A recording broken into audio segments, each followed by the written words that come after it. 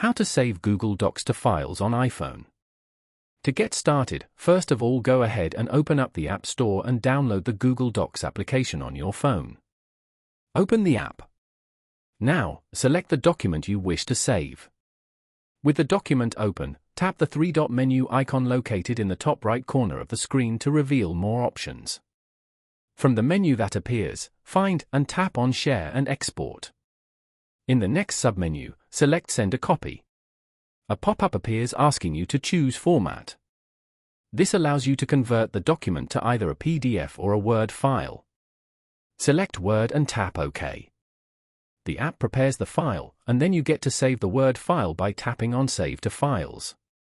Navigate to a folder and tap the Save button in the top right corner to save the document.